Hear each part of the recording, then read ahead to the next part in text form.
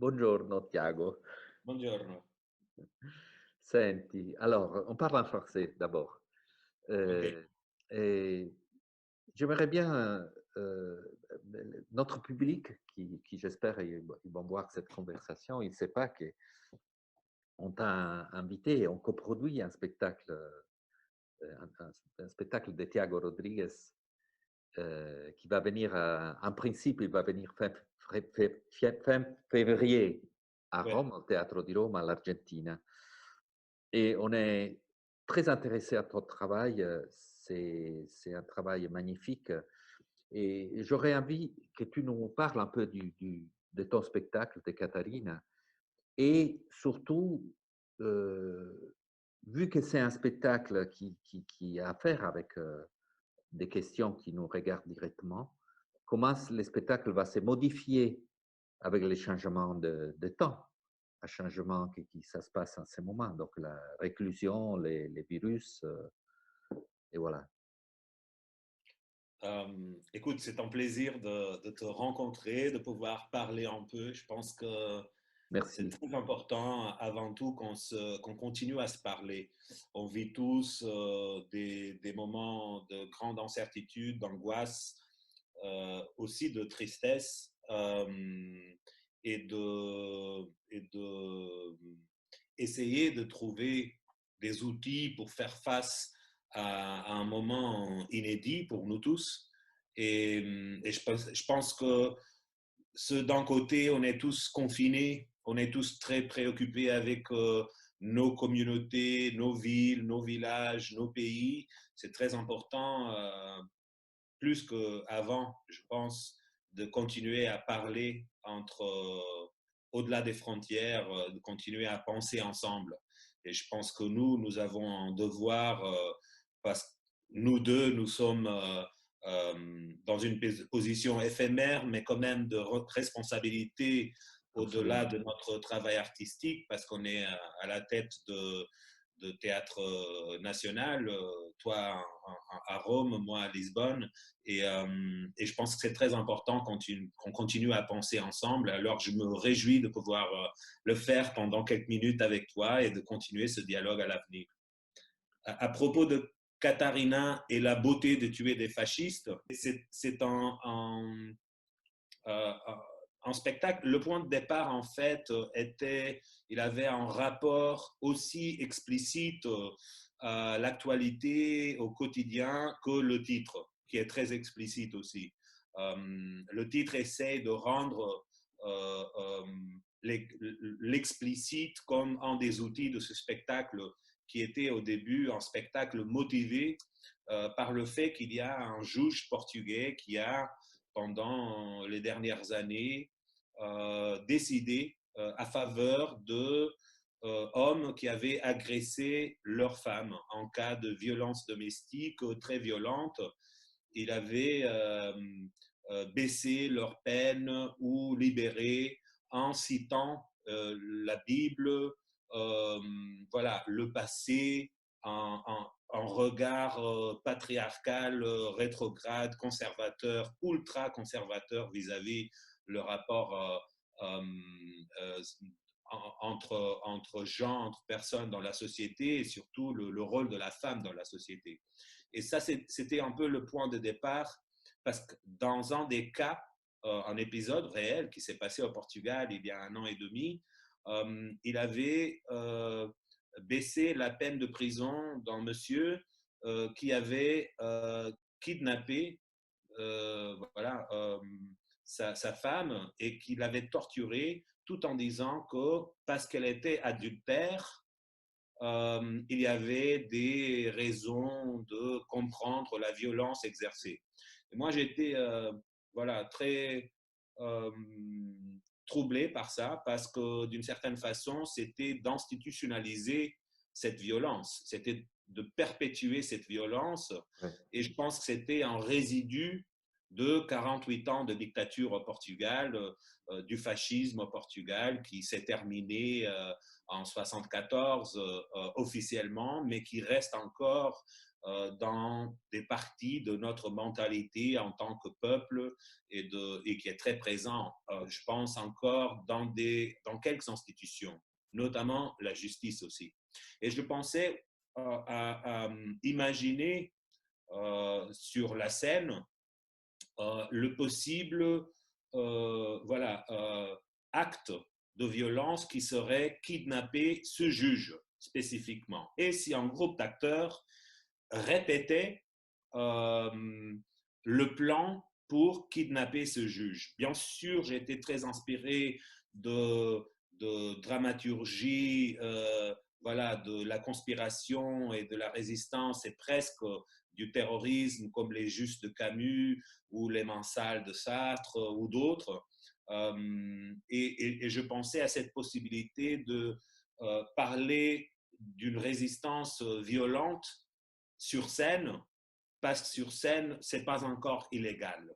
Voilà, c'était plutôt ça, et de réfléchir un peu à comment la montée des populismes d'extrême droite, d'inspiration fasciste dans plusieurs cas, se mélange avec les résidus de fascisme dans nos sociétés, surtout les sociétés qui ont vécu comme le Portugal, comme l'Italie, comme d'autres. Et cette combinaison, elle était quelque chose que je voudrais réfléchir. Bien sûr, quand j'ai annoncé il y a pas mal de mois, c'était en septembre dernier, cette idée de la pièce, d'un côté, il y avait plein de partenaires qui ont compris et qui ont montré son intérêt à la dimension provocative aussi qu'elle peut amener, mais aussi à la réflexion et à la création et à la poésie qui peut surgir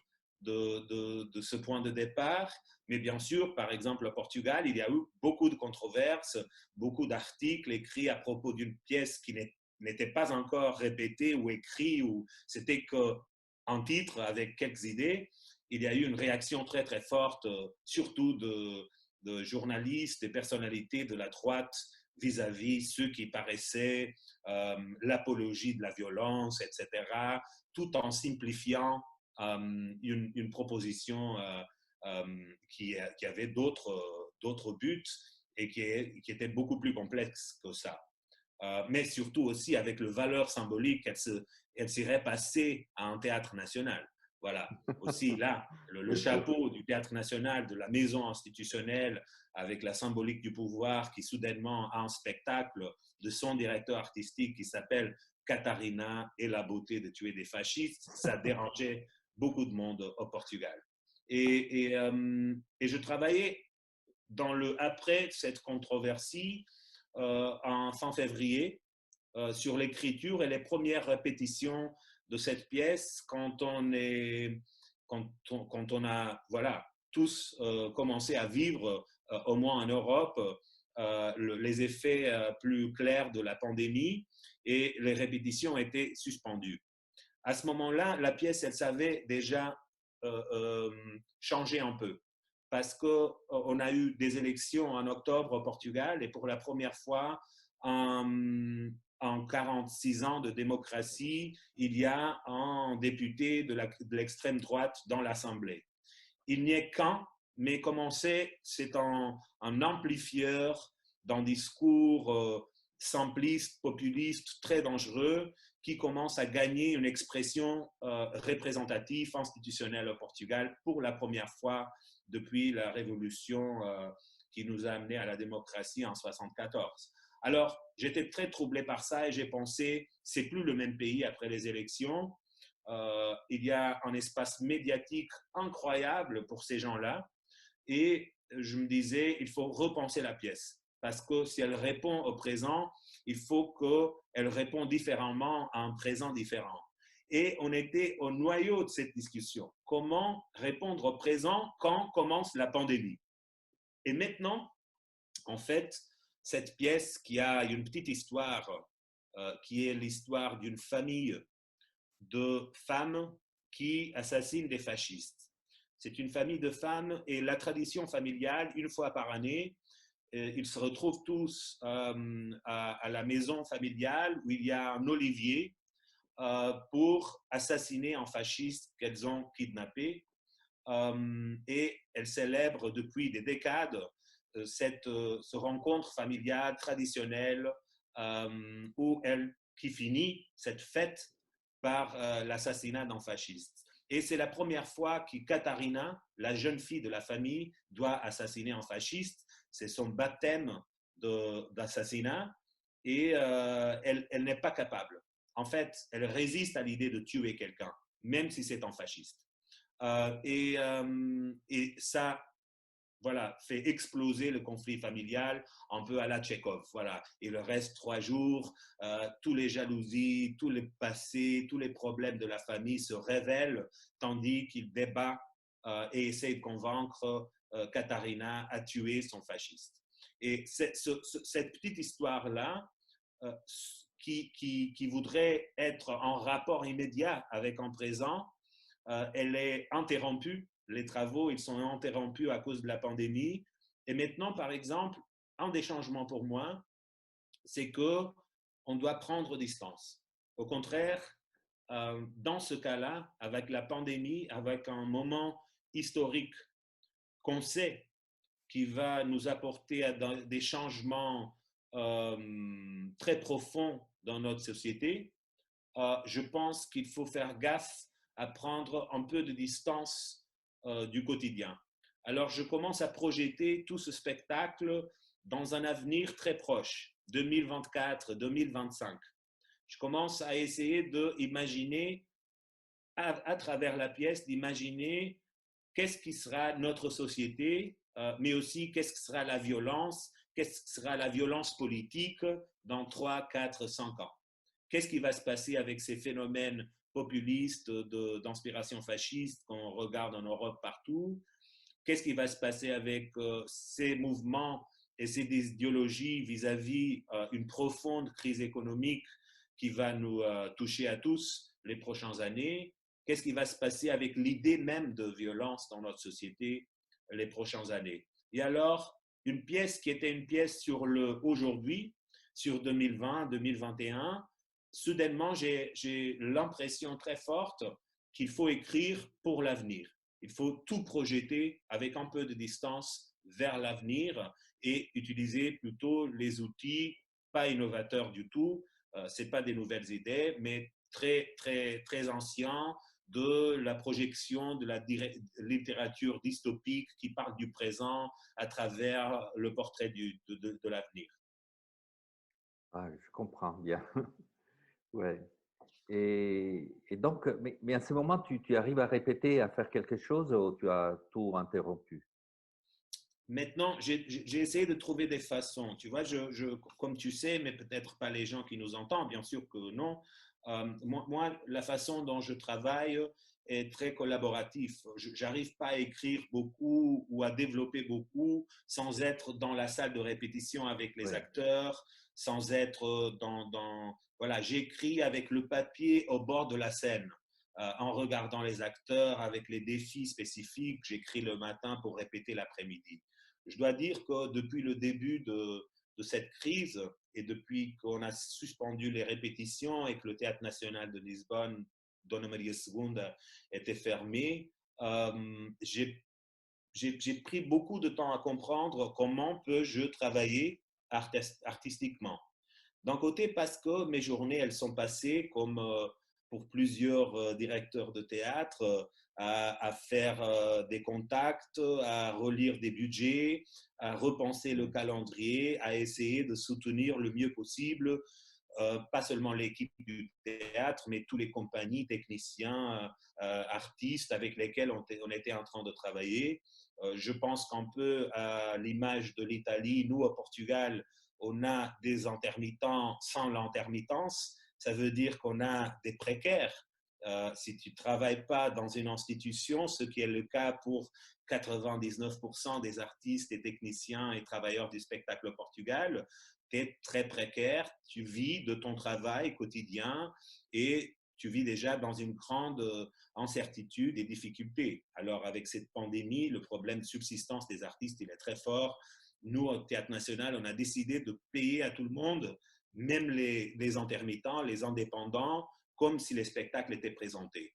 C'est un effort incroyable, mais et ça peut être la ruine du Théâtre national en termes de budget, mais on a trouvé que c'était la seule façon de rendre la crise collective au lieu d'individuel, de faire le seul service public qu'un théâtre fermé peut faire, qui est soutenir les artistes et techniciens jusqu'au moment où on peut de nouveau ouvrir les portes et avoir encore des artistes et des techniciens. Alors cet effort-là de recaler les pièces, penser la prochaine saison, changer, parler à des artistes, comprendre ce qui se passe, etc., a pris toutes mes journées. Jusqu'ici, c'était un mois de réaction, d'urgence, avec pas beaucoup de réflexion, en essayant de répondre avec des principes, avec un principe de solidarité immodérée, même exagérée. Je la défends maintenant, cette solidarité sans limite à présent, et en essayant de trouver des solutions pour un avenir qu'on ne sait pas quand va recommencer. C'est très intéressant, en même temps que c'est effrayant, mais c'est très intéressant de penser que maintenant, nous qui nous projetons beaucoup dans le demain, dans le champ des arts, le demain, on ne sait pas combien de journées jusqu'à demain, combien de temps jusqu'à demain. Ouais, On a toujours exactement. un demain. Ouais. Et voilà, et c'est ça. Alors, j'ai eu du mal, je t'avoue, Giorgio, à travailler. J'ai Mais je commencé comprends bien. à essayer de trouver des façons. J'avais beaucoup à lire, à rechercher, et ça m'aide parce que ça, je peux le faire. Alors, je prends, je sais pas, Hannah Arendt, Eichmann à Jérusalem, je sais pas, des plans de livres que j'ai là pour la... Ah, Hugo Paleta, la possibilité du fascisme. Voilà, je lis, j'essaie de réfléchir, mais en termes d'écriture, répétition, je fais des zooms avec les acteurs, mais on finit par parler de la vie, quoi, et de ce qui Ouais. se passe. On n'arrive jamais à surmonter la pression du quotidien. Et cette espèce, et ça, je peux l'imaginer parce que tu diriges une maison, une grande maison, et en même temps, tu es artiste. Alors, tu comprends que dans le quotidien normal, euh, il faut un morceau, il y a comme un dispositif d'égoïsme qu'on doit mettre on pour pouvoir travailler artistiquement. Il Oui, faut dire maintenant, le problème du jour s'arrête, je vais répéter, ou je vais lire, ou je vais écrire, ou je vais penser, mais le reste s'arrête. À présent, avec la quantité de problèmes, je dois dire que mon dispositif d'égoïsme, il ne marche pas. Je n'arrive pas à faire clic, maintenant je vais travailler artistiquement. Mais j'ai trouvé une chose qui m'aide beaucoup. Je voudrais avoir des chansons dans la pièce. Alors j'ai trouvé des chanteuses italiennes de Emilia Romagna, chanteuse antifasciste, des chants des années 70, 60, 50, voilà, mais l'enregistrement est plutôt des années 70, je pense, et c'est tout un répertoire de chansons traditionnelles, antifascistes ou communistes, voilà, de résistance. Et alors j'essaie de faire des versions portugaises ou en portugais de ces chansons. Frischi al vento, sopra o vento. J'essaie de traduire sans parler l'italien, en essayant avec un dictionnaire, avec voilà, ma compréhension très minimale de l'italien. J'essaie de créer un répertoire pour cette famille de la pièce, comme s'ils ont sa propre tradition. Alors, la musique est de Emilia Romagna, des chants de femmes, et j'essaie de traduire très librement et rajouter et écrire dans les poèmes, comme on fait dans le fado, par exemple, où la même chanson a 30 poèmes différents, mais c'est le même fado. Alors j'essaie d'écrire des poèmes différents pour ces chansons de ces femmes, et je les envoie avec la chanson aux comédiens pour qu'ils peuvent chanter chez eux. ah, d'accord. Alors maintenant, ils sont en train d'apprendre des chansons. Je ne sais même pas si ça sera dans la pièce, mais c'est un jeu qui nous active et qui, à moi, m'inspire beaucoup et qui me fait penser à la pièce. Mais si tu me demandes, mais est-ce que tu as écrit, Thiago, pour cette pièce que Teatro di Roma va coproduire, tu as écrit au moins une ligne? Non, Giorgio, j'ai rien écrit, elle n'existe pas encore, c'est qu'un cahier d'idées. Moi, je te fais confiance en tout cas. Ça, donc, ne doute pas de ça. Voyons. Écoute, et j'ai plein de questions. Je te pose d'abord la première. Dans cette démarche que tu as choisie pour le théâtre, tu es soutenu par ton gouvernement et par les institutions qui donnent l'argent au théâtre? Oui, le premier jour qu'on a su la nouvelle de la fermeture du théâtre, qui devrait se faire dans 2 jours, à peu près le 12-13 mars,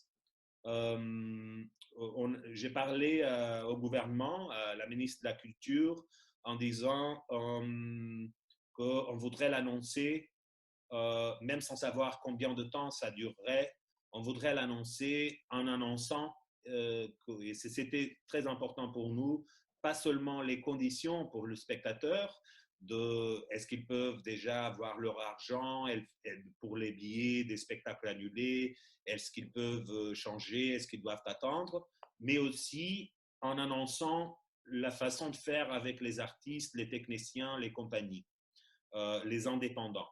Et en disant que moi, je défendais une position de voilà, répondre à 100% aux compromis financiers, honorer les compromis financiers avec tous ces gens et toutes ces compagnies. Et la réponse, elle était positive, alors que le cadre légal ne le permettait pas encore. Il y a un code pour les contrats entre les institutions publiques et les compagnies et tout, et voilà, qui s'applique à toute la société, à toute l'économie, aux hôpitaux, aux écoles, etc. Et le fait qu'un service n'est pas complètement prêté empêchait qu'ils peuvent être payés à 100%. Voilà, ça c'était la loi.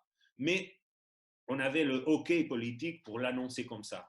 Alors, ça a fait que le Théâtre national de Lisbonne et de Porto San Juan, Théâtre national San Juan, que tu connais très très bien, Ouais. la compagnie nationale de danse et l'opéra, San Carlos, tous les quatre, on a annoncé qu'on allait honorer tous les compromis financiers. Ça a obligé d'une certaine façon le gouvernement à trouver une exception légale qui permettait que pas seulement nous, mais aussi tous les théâtres publics dans le pays le faisaient dès qu'ils le voudraient. La loi, elle permet maintenant de trouver des solutions pour payer l'intégralité des spectacles qui sont suspendus et qui trouvent des nouvelles dates, et presque à 100% les spectacles qui sont annulés, même s'il n'y a pas de nouvelles dates. Il faut faire quand même un travail juridique et un travail fort sur le budget, mais on a la protection, disons, politique du gouvernement pour le faire. Je fais l'appel tout le temps à tous les théâtres, centres culturels de le faire aussi au Portugal. Il y a quelques qui le font, il y a quelques qui ne le font pas. Je comprends que c'est un grand effort pour des villes qui sont face à des problèmes voilà, qui semblent plus urgents dans le contexte de cette épidémie, mais il ne faut pas s'oublier qu'un citoyen avec des problèmes de subsistance, des problèmes d'avoir argent pour manger, il est encore un citoyen, même s'il est un artiste. Il ne faut pas oublier ça. Alors, il faut reconnaître que dans le contexte de la culture et des arts, les gens, les professionnels, ils ne sont pas protégés du tout par notre législation et par notre société et par notre économie. Pas seulement la législation, mais il n'y a pas un soutien suffisant pour les abandonner en pensant c'est accessoire, c'est pas le plus important maintenant, parce que c'est des citoyens qui ont du mal à payer leur loyer, qui ont du mal à avoir de l'argent pour manger, et ils sont des citoyens. Alors, si c'est un technicien de lumière dans le théâtre, ça veut rien dire face à ces problèmes économiques. Et nous, je pense que les institutions publiques de culture, on a voilà, un devoir vers ces gens parce qu'on connaît mieux que la plupart des gens leurs problèmes. Et on doit les soutenir le plus possible. Je pense que, en fait, c'est le grand service public qu'on peut prêter maintenant. Bien sûr que nous aussi, au National, à Lisbonne, on a une salle online, on montre des spectacles anciens par vidéo online, on fait des débats, des interviews, des lectures de poésie en service public minimum pour le public chez Ouais, eux. Mais oui. ça, c'est secondaire face au service public de soutenir les professionnels des arts maintenant, je trouve. Je peux te poser une question. Comment Ouais. tu imagines la reprise? Un moment qui on peut recommencer à faire du théâtre. Ça va être difficile par rapport au public et qui va avoir du mal à peut-être peur de se remettre tous ensemble dans une salle. Peut-être en Italie, on parle même de réduire les places pour laisser de l'espace. Et en tout cas, après tout ce que ça s'est passé, peut-être les gens ils vont revoir aussi leur manière de vivre, vont revoir les nécessités qu'ils ont, les priorités. C'est ça qu'on souhaite d'une certaine manière aussi. Donc, comment tu imagines le théâtre va se positionner dans tout ça et c'est ce que tu t'imagines et tu souhaites aussi pour la fin de cette pandémie. Écoute, je sais pas comment la façon de voir et faire du théâtre va changer. Je, j'ai le pressentiment qu'elle va changer, mais je sais pas comment. Et je l'avoue tout en sincérité. J'ai pas une imagination claire ou informée sur les changements qui vont s'opérer. J'ai la sensation que le droit d'être ensemble, le contexte de l'assemblée humaine physique va reconquérir une espèce de force vitale qui était déjà là, mais elle va être très soulignée. Euh, je Ça pense va que, devenir une nécessité primaire. ouais, je pense que maintenant, il faut être lucide vis-à-vis la place du théâtre dans la vie des gens. D'un côté, on comprend qu'il y a beaucoup de monde qui réagit et qui s'engage dans les initiatives artistiques ou même voilà, crypto-théâtrales, parce que ce n'est pas du théâtre, mais des choses qui rassemblent, qui ont un rapport avec le théâtre, qui peuvent se développer dans les plateformes virtuelles, dans le numérique. Et on voit comment les gens se rapprochent de ça, comme si c'est important. En même temps, il faut se méfier un peu parce qu'une bonne partie de ça, c'est nous-mêmes en nous convainquant de notre importance, les gens de théâtre, en faisant beaucoup. Bien sûr, moi, je suis très respectueux et admiratif de l'énergie, du désir, de l'urgence de centaines, milliers de gens de théâtre qui ont sauté sur l'Internet pour ne pas disparaître. Et en même temps, je me dis, attention, c'est pas du théâtre, attention, il nous faut quand même de la qualité, de la pensée, de la réflexion. Attention surtout, il y a d'autres moyens de vivre l'art qui ne passe pas par des remplacements pauvres de ce qui est vraiment le théâtre. Il y a un texte très très beau d'un auteur italien, Davide Carnivali, qui a écrit récemment un article qui me semble exemplaire, même je ne suis pas d'accord avec tout, mais qui me semble exemplaire comme une vraie réflexion vis-à-vis ces temps. Moi, j'avoue, j'essaie de lire beaucoup. Je suis très influencé par des choses qu'a écrit le penseur français Bruno Latour récemment aussi, et d'autres. Ce qu'a écrit David me paraît aussi très intéressant. Et j'essaie de lire, de penser, mais de ne pas avoir un avis encore. Alors, comment dire ça? Je suis admiratif et méfiant de ce qui se passe.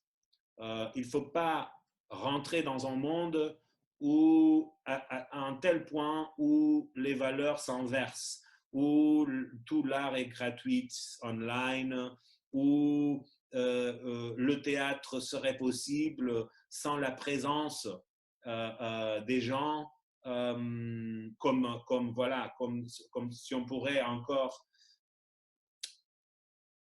Tu vois, j'ai du mal à penser à propos de ça, mais c'est un peu encore une confusion. Je pense c'est une question aussi métaphysique, faire ou ne pas faire maintenant pour les gens du théâtre. Essayer de faire ou ne pas faire. Et moi, je me pose cette question. Et si d'un côté, comme directeur d'un théâtre national, j'ai mis beaucoup d'énergie à trouver des façons de montrer et de travailler pour une programmation online qui continue à faire penser, à créer de l'engagement des artistes et du public, personnellement, je ne suis pas capable de faire du théâtre à présent. Et alors, je respecte beaucoup la position de tous ceux qui disent réfléchissons, arrêtons, prenons notre distance, pensons surtout à l'avenir. Et là, je parle surtout du moment présent, mais je pense que comment on vivre ce moment présent, les gens de théâtre, sera déterminant pour comprendre comment ce retour à la vie dans les salles de théâtre va se faire. Je pense que si ça va durer encore longtemps, on va commencer à respirer mieux, plus lentement, ce problème. On a réagi ce premier mois en mode d'urgence. Plein d'artistes ont dit, je ne vais pas m'arrêter, je ne vais pas disparaître, mon combat est continuer à faire. Et maintenant, je pense que beaucoup d'entre nous comprenons qu'il y a un combat de réflexion, d'attente, de mieux penser les choses, de mieux se préparer et de réfléchir vraiment à ce qui peut changer. Ça va changer, c'est sûr, mais qu'est-ce qu'on désire comme changement? Exactement, Et voilà. exactement. Et ce qu'on désire comme changement, je pense que ça passe nécessairement par être capable de d'abandonner dans le monde du théâtre la tendance capitaliste sauvage de l'efficacité, de la production en excès, de la mobilité en excès. Moi, je pense beaucoup, je suis un artiste qui, les dernières années, j'ai voyagé beaucoup. Et moi, je pense beaucoup à comment ça va changer et comment ça doit changer.